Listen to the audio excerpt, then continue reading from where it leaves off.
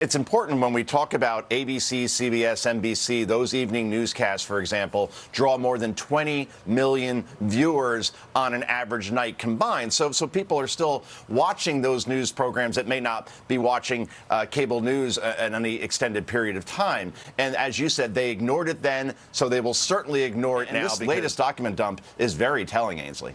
Yeah, you're right. They're doing exactly what Twitter did, right? They don't want the audience to hear a certain story, and so they just don't report it. But Joe, we've covered all three stories this morning. One other network that's considered one of our competitors is talking about Brittany Griner. We've reported that.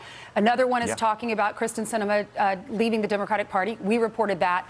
They're not talking about this story, and we're reporting this. So we're covering all three stories. You get it all right here, and that's why we're number one. They're not drawing the type of viewership they could because they only see one kind of story or they go about it in one way.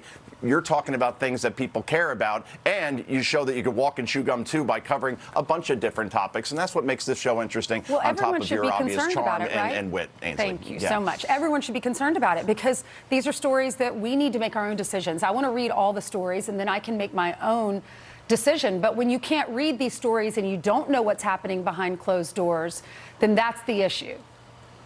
Bias of omission. It's the most insidious kind of bias out there. So each week I compare 15 hours of Fox News to 5 hours of the PBS NewsHour. Now this is my list. It's from my Substack, which is free, by the way. I compile a list of all the stories that PBS covered that Fox did not. Now the first one that's very telling, this is from the week December 4th.